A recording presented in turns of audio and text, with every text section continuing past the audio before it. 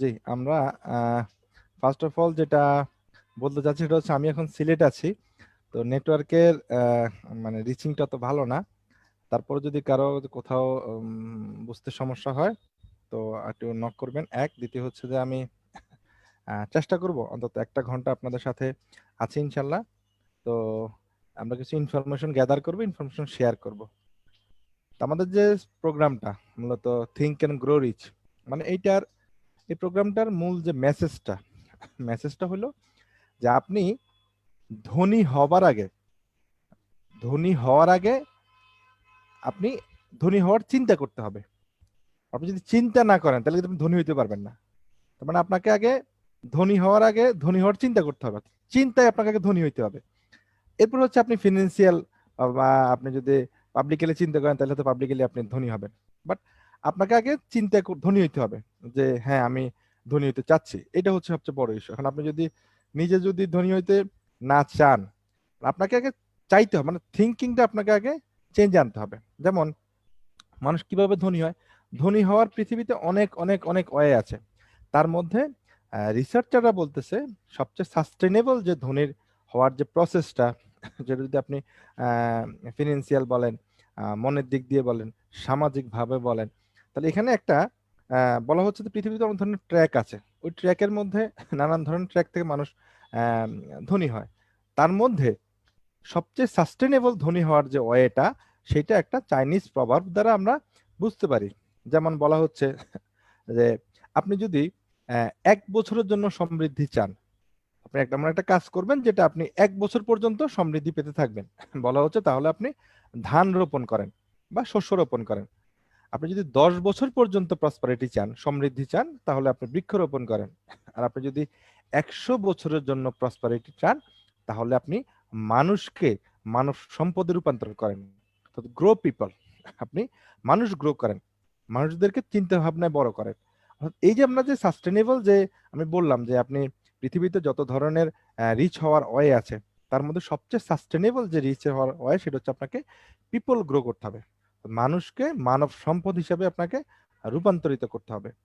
তো প্রোগ্রামটা শুরুতে আমরা যেটা নিয়ে একটু আলোচনা করব, কারণ থিঙ্ক অ্যান্ড গ্রো রিচ এই বইটা, এটা হচ্ছে একটা বইয়ের নাম মূলত। এই বইটা আমি যখন পড়ি, আমার কাছে বিশ্বাস করবেন কিনা মনে হয় যে আমি প্রায় সময় কিন্তু এই বইটা পড়ি। আমার এটা অনেকবার পড়া হয়ে গেছে, তারপর আমি প্রায় সময় পড়ি এবং হচ্ছে আমার ব্যাগে সবসময় এই বইটা থাকে যখন আমি ভ্রমণে বের হই। তো বইটা যখন প্রথমবার আমি পড়ি, হ্যাঁ বিশ্বাস করবেন কিনা জানি না, আমার টোটাল মনোজগতে মনে হচ্ছে যেন একটা নাড়া খাইছে, যে আসলেই তো মানে আমি আগে কি চিন্তা করতাম, বইটা পড়ার পর আমার চিন্তা ভাবনা কিন্তু আমূল পরিবর্তন হয়ে গেছে। যে আসলে আমরা চিন্তা ভাবনা যদি ধনী হইতে না পারি, আমরা কিন্তু রিয়েল লাইফে কিন্তু ধনী হইতে পারবো না। এই বইটার মূল মানে উপপাদ্য জিনিসটা হচ্ছে এমন যে আপনি চিন্তায় আগে ধনী হইতে হবে। এই বইটা সম্পর্কে যদি একটু বলি আমরা, সেটা হচ্ছে নাম্বার ওয়ান, বইটা পাবলিশ হয় 1937-এ। যে বইটা পাবলিশ করে তার নাম হচ্ছে নেপোলিয়ন হিল। আপনারা বই দেখতেছেন, বইয়ের পাশে যে ছবিটা আছে উনি হচ্ছে নেপোলিয়ন হিলের ছবি। এবং এই বইটা মূলত একটা রিসার্চ পেপার, মানে 1908 থেকে 1928 পর্যন্ত এই 20 বছর নেপোলিয়ন হিল পেশায় একজন সাংবাদিক ছিলেন। তো ওনাকে মূলত এই বইটা লেখার জন্য সবচেয়ে বেশি যে অনুপ্রেরণা দেয় তার নাম হচ্ছে অ্যান্ড্রু কার্নেগি। অ্যান্ড্রু কার্নেগি হচ্ছে তৎকালীন আমেরিকার অনেকজন রিচ একজন পিপল এবং বিখ্যাত একজন লোক, বিখ্যাত একজন ধনী বলা যায়। তো উনি মূলত নেপোলিয়ন হিলকে রিকোয়েস্ট করছিল যে আপনি রিসার্চ একটা একটা রিসার্চ করেন, যেহেতু আপনি সাংবাদিক, আপনি রিসার্চ করেন যে মানুষ কিভাবে ধনী হয়। তখন নেপোলিয়ন হিল ওই সময়ের 1908 থেকে 1928 এই 20 বছর মূলত ওই সময়ের যারা রিচ পিপল ছিল, ওদের লাইফ স্টাইল, ওদের স্টাডি, ওদের কথাবার্তা, ওদের প্ল্যান, ওদের চিন্তা ভাবনা, এগুলো নিয়ে মূলত রিসার্চ করে। 20 বছর পর্যন্ত রিসার্চ করে মূলত বইটা লেখে। মজার ব্যাপার হচ্ছে এই বই 1928-এ লেখা শেষ হয়, বাট পাবলিশ হয় কিন্তু 1937-এ। অর্থাৎ এখানেও কিন্তু 9 বছর সময়, 9 বছর ধরে উনি এটাকে মূলত পরিমার্জন সংশোধন করে। তারপর 1937-এ বইটা পাবলিশ হয়। এই বইটা ওই সময়ের 500 জন রিচ পিপলের উপর স্টাডি করে মূলত লেখা হয়েছে। লেখা হওয়ার পরে তো নেপোলিয়ন হিলের যে সাংবাদিক বন্ধুরা আছে, তখন তারা বলছিল যে তুমি এত বছর রিসার্চ করে একটা বই বের করলা, এই বইটাকে যদি তুমি অল্প কথায় একবারে সামারাইজ করে বলো তাহলে কি বলতে হবে, বইটার মূলত প্রতিপাদ্য বিষয় কি। তখন নেপোলিয়ন হিল বলছিল যে principles for success are universal and same for everyone. অর্থাৎ পৃথিবীতে পৃথিবীতে সফল হওয়ার সফল হওয়ার যতগুলো সূত্র আছে সকল সূত্র প্রত্যেকটা মানুষের জন্য সমান এবং ইউনিভার্সাল। তো ব্যাপারটা এমন না যে আপনি কাজ কম করবেন বা আপনি কাজ বেশি করবেন সে আপনার চেয়ে বেশি ইনকাম করবে, তা না, কিন্তু সবার জন্যই পুরো প্রিন্সিপালটা কিন্তু সমান। এক কথায় বললে তার মানে এখান থেকে কি বোঝা যাচ্ছে? বোঝা যাচ্ছে যে তখন তার সাংবাদিক বন্ধুরা বললো যে তাহলে কোনো পিপল রিচ হচ্ছে, কেউ আবার জন্মের পর থেকে গরিব, সে গরিবে থাকতেছে, কেউ আবার জন্মের পর থেকে গরিব হওয়ার পরেও ভবিষ্যতে কিন্তু সে নিজের যোগ্যতা বলে নিজের পরিশ্রমের বলে কিন্তু ধনী হয়ে যাচ্ছে। তাহলে এদের মধ্যে ডিফারেন্টটা কি? যে কেউ গরিব জন্মে গরিবে থাকতেছে, কেউ আবার গরিবের ঘরে জন্মে রিচ হচ্ছে। তখন নেপোলিয়ন হি বলছিল যে just difference between the poor people and rich people is thinking. অর্থাৎ ধনী এবং গরিব মানুষের মধ্যে সবচেয়ে বড় যে পার্থক্যটা, সে জন্মগ্রহণ করছে গরিবের ঘরে, এটা তাদের প্রবলেম না। প্রবলেম হচ্ছে তার চিন্তা ভাবনায় সে বড় হইতে পারে না, এই জন্য সে পুয়ারে রয়ে গেছে। আর যে চিন্তা ভাবনায় বড় ছিল সে কিন্তু পুয়ার থেকে ধনী হয়ে গেছে। তো আপনার বইটা সবাই পড়বেন। ব্যক্তিগতভাবে আপনি অনেক মানে নিজেকে একটু ভিন্নভাবে আবিষ্কার করতে পারবেন। বই পড়ার জন্য আপনাকে আমন্ত্রণ রইল। আমরা মূল প্রোগ্রামে ঢুকে যাই। তো এখানে আমরা মূলত ফিনান্সে, যেহেতু আমরা রিচ পিপল হওয়ার জন্য কাজ করতেছি, আমরা ধনী হওয়ার জন্য কাজ করতেছি মানসিকভাবে, এবং হচ্ছে আমরা আর্থিকভাবে শারীরিকভাবে ধনী হওয়ার জন্য কাজ করতেছি, সেহেতু আমরা আজকে মূলত আর্থিক কিছু প্ল্যান নিয়ে আমরা আলোচনা করবো। Financial plan. ফিনান্সিয়াল প্ল্যানটা কি? আমরা আমাদের টোটাল একটা জীবনে আমরা কত বছর কাজ করতে পারি, কোন কোন সেক্টরে কাজ করতে পারি, ওই সেক্টর থেকে আমার ইনকাম করার প্রসেস গুলো কি কি, মূলত এগুলো নিয়ে আমরা একটা ফিনান্সিয়াল প্ল্যানিং দেখি। ফিনান্সিয়াল প্ল্যানিংটা কি? নাম্বার 1 হচ্ছে এখানে একটা ডিজিট দেখা যাচ্ছে 28,000। এইটা হচ্ছে পৃথিবীতে যত মানুষ বাঁচে তার এভারেজ নাম্বার অফ ডেজ, অর্থাৎ পৃথিবীতে এভারেজে মানুষ 28,000 দিন বেঁচে থাকে।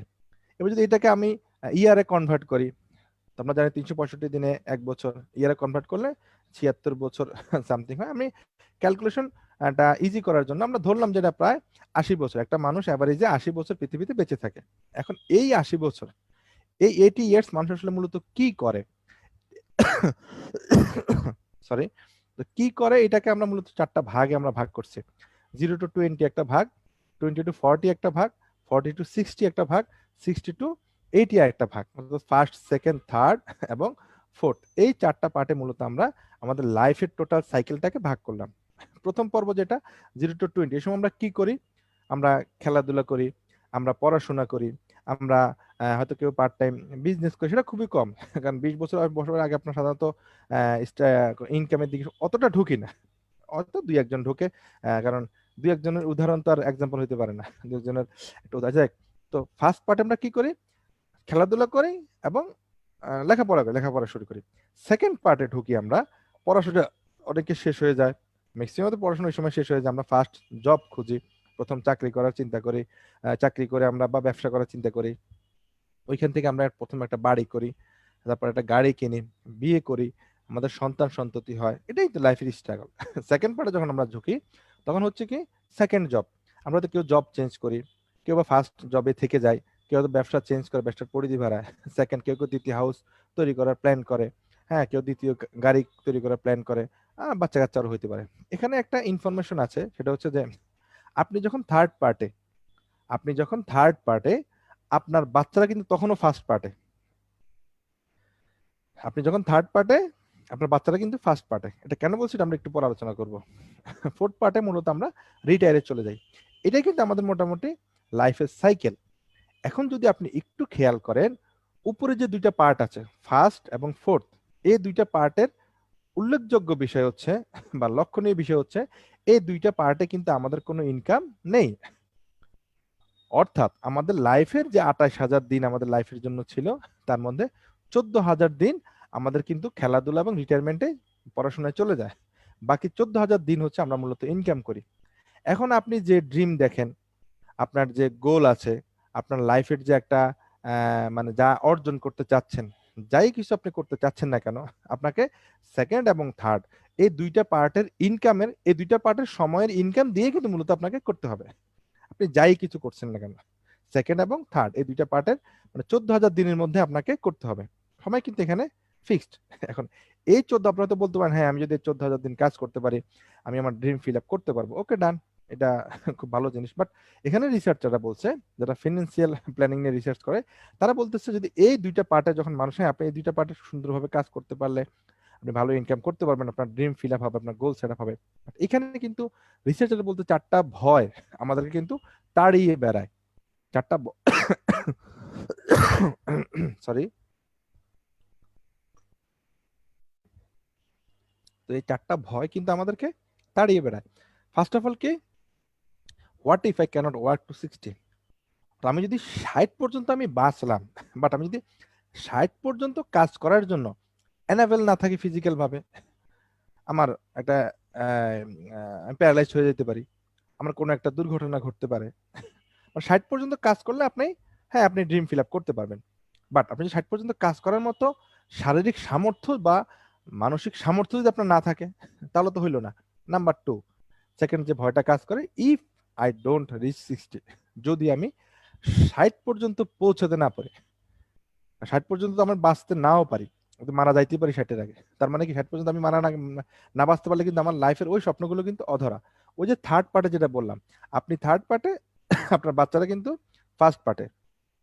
Number 3, how much is enough for retire?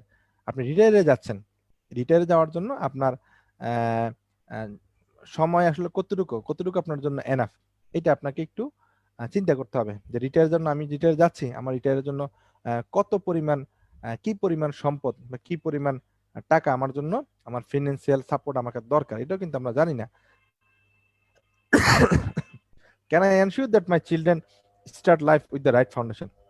যে কথাটা বলতে যাচ্ছিলাম, থার্ড পার্টে কিন্তু আমার লাইফ যখন, তখন আমার বাচ্চারা কিন্তু ফার্স্ট পার্টে, অর্থাৎ আমি থার্ড পার্টে ক্লোজ করার পরে আমার কিন্তু রিটায়ারমেন্ট চলে আসতেছে, মানে আমার ইনকাম কিন্তু জিরো। অর্থাৎ এই সময়টুকু কাজ করে আমি আমার বাচ্চাদের ভবিষ্যতের জন্য, ভবিষ্যতের লাইফটা হাঁটছে, আমার লাইফের যে ফাউন্ডেশনটা দরকার, ওই ফাউন্ডেশনটাকে আমি 100% এনশিওর করতে পারছি কিনা। আপনারা যদি নিজের লাইফের সাথে একটা চিন্তা করেন, আমরা কিন্তু এটার বাইরে না, আমরা কিন্তু এটার মধ্যেই মূলত আমরা কাজ করি। এই 4টা ভয় এবং এই ফিনান্সিয়াল প্ল্যানিং নিয়ে মূলত আমরা আমাদের লাইফে টিকে থাকি। এখন এই যে সেকেন্ড পার্ট এবং থার্ড পার্ট, এই দুইটা পার্টে মূলত আমরা কি কাজ করি, এটার জন্য আমরা রবার্ট টি কিওসাকির একটা ক্যাশ ফ্লো কোয়াড্রেন্ট দেখবো। তো পৃথিবীতে যত ধরনের মানুষ আছে, তারা মূলত এই 4টা কোয়াড্রেন্টের মধ্যে, আমরা কেন কোনো কোয়াড্রেন্টের মধ্যে আছে, এটাকে বলা হয় ESBI। এটা হচ্ছে এমপ্লয়ি। এমপ্লয়ি মানে হচ্ছে চাকরিজীবী, সহজ কথা বলতে বললে ইউ হ্যাভ এ জব, আপনার একটা জব আছে। এমপ্লয়ীদের সবচেয়ে বড় অসুবিধাটা কোথায়?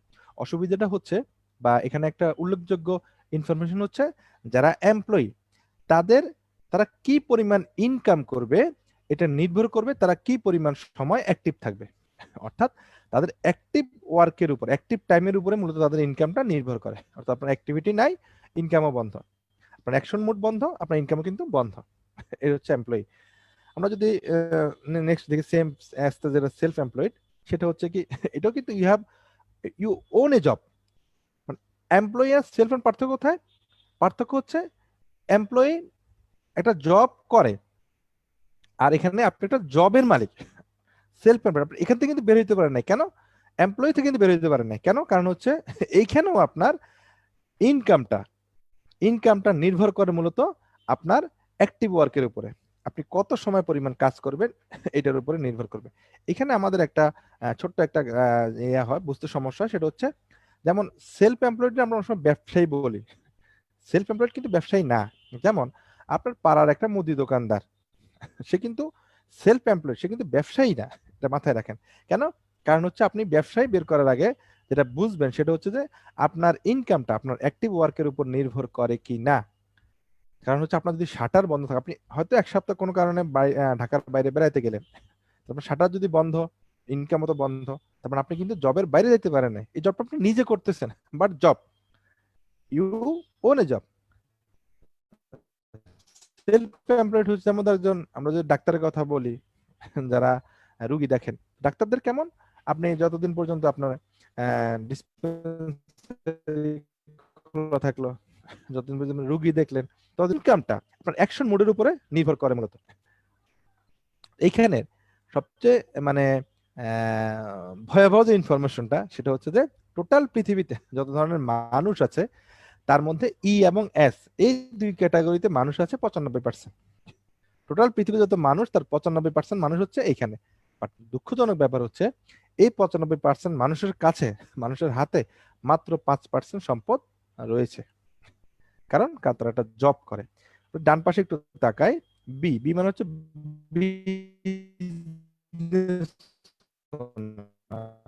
বিজনেস ওনার কারা? যারা মূল্য করে না, তারা একটা সিস্টেমের মালিক। সিস্টেমটা কেমন? যেখানে পিপল আপনার সাথে কাজ করবে।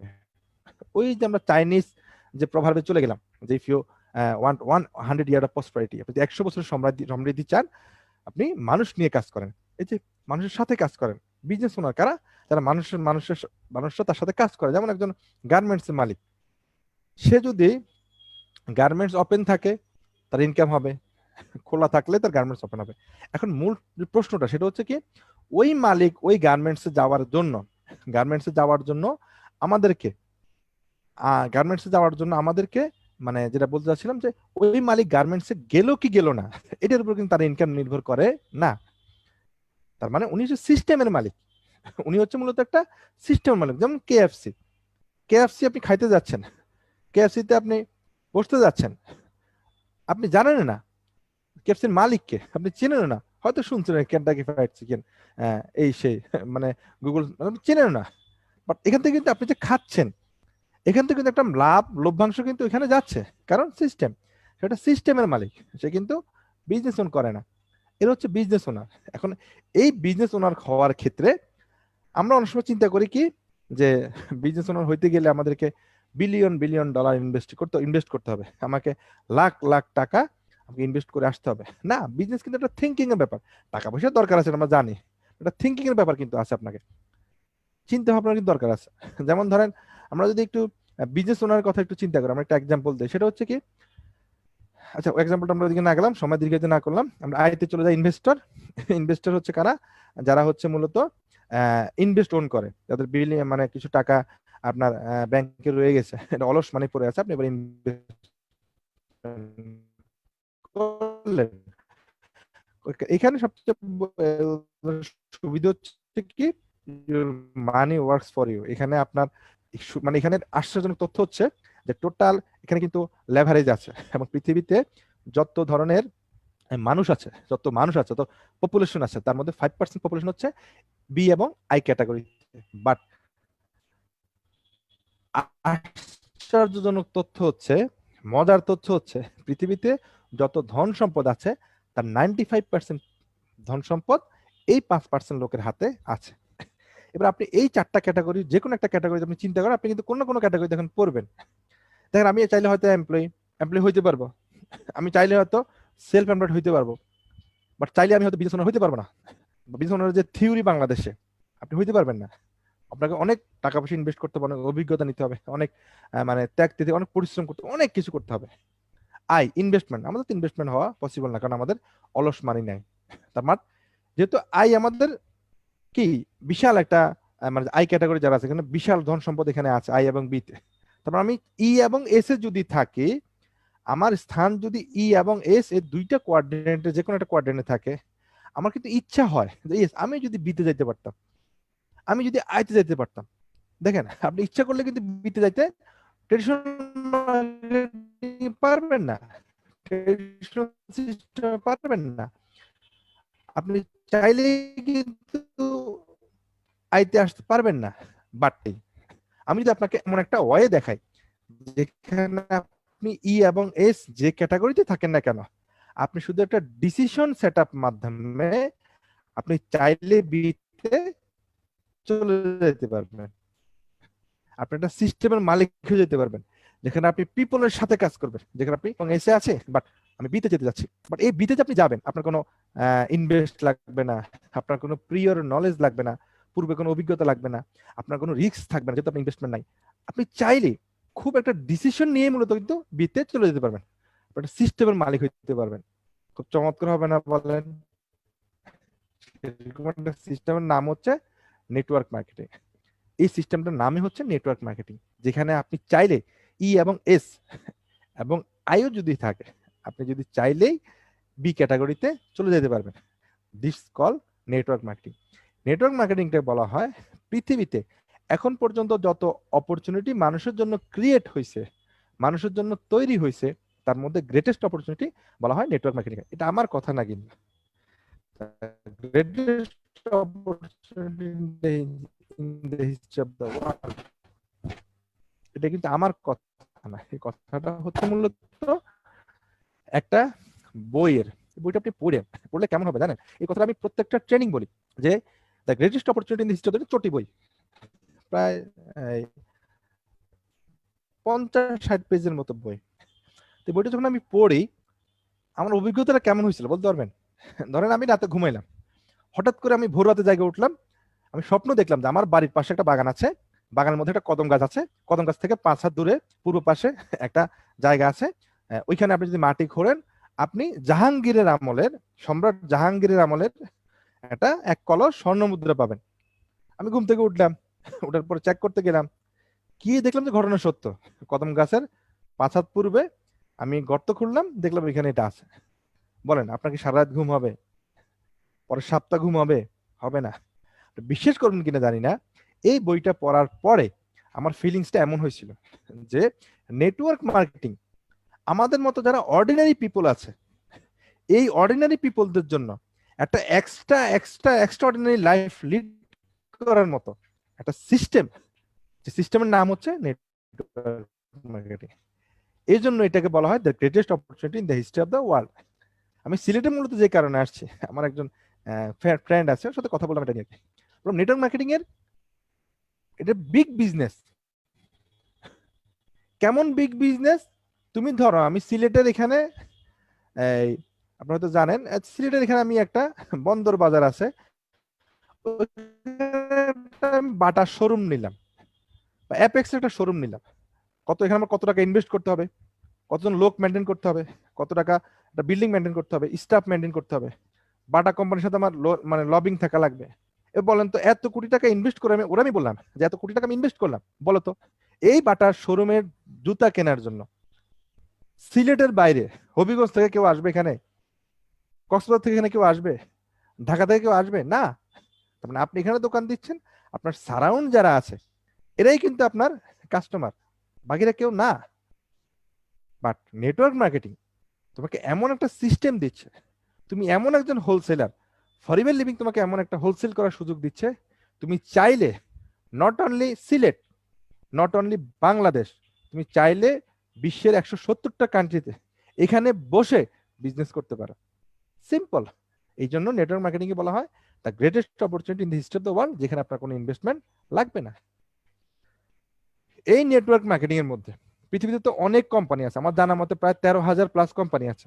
সেই 13,000 প্লাস কোম্পানির মধ্যে যেই কোম্পানিটাকে সবচেয়ে ওয়ার্ল্ডের বেস্ট কোম্পানি বলা হয় তার নাম হচ্ছে ভেস্টিজ।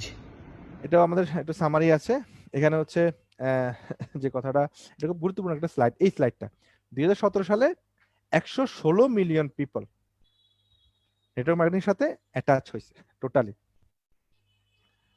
Retail customer. তার মানে আপনাকে বুঝতে হবে আপনি কিন্তু একা না। আর এটাও মনে করার দরকার নাই যে আমি বন্ধ হয়ে গেলে, আমি বিজনেস না করলে বিজনেস বন্ধ হয়ে যাবে, তাও বোঝার দরকার নাই। কারণ 116 মিলিয়ন পিপল ডিরেক্ট সেলিং করে, 2017 সালে করছে। এবং বাই জেন্ডার যদি আমরা ক্লাসিফিকেশন করি, 74% হচ্ছে ওমেন, 26 হচ্ছে মেন। আমরা প্রমাণ কিন্তু এইখানে, পৃথিবীতে যত মানুষ ডিরেক্ট সেলিং করে তার 74% হচ্ছে ওমেন, মহিলারা, 26% হচ্ছে মেন। তারপরে এখানে যারা আপুরা আছেন প্রত্যেককে বলবো, আপনি আপনার লাইফটা কিভাবে চলাতে চাচ্ছেন, life of choice or life of compromise? আপনি কম্প্রোমাইজ করে নিজেকে চলতে চাচ্ছেন, নাকি আপনি লাইফ অফ নিজের চয়েসেবল লাইফ তৈরি করতে চাচ্ছেন? সেক্ষেত্রে এই লাইফ অফ চয়েস করার জন্য নেটওয়ার্ক মার্কেটিং আপনাদের জন্য, সবার জন্য একটা ইউনিক, সেকেন্ড কপি নাই ভাই, ইউনিক একটা সিস্টেম। এবং এশিয়াতে আমরা 68% মহিলা, 32% পুরুষ, ইউরোপে 83% মহিলা, 17% মেন, নর্থ আমেরিকাতে 74% ওমেন, 26% হচ্ছে ম্যান। সাউথ আমেরিকাতে 86% ওমেন, 14% হচ্ছে ম্যান। তো এই যে আমরা ইনফরমেশন দেখলাম, এইখানে আমি যদি আপনাকে একটা কথা বলবো, এগুলো মিলে আপনি টপে যাওয়া কোনো ব্যাপারই না ভাই। শুধু আপনাকে একটা জিনিস করতে হবে, দুইটা কাজ করতে হবে, একটা বাড়াই বলি। নাম্বার ওয়ান হচ্ছে আপনাকে একটা মাইন্ডসেট করতে হবে।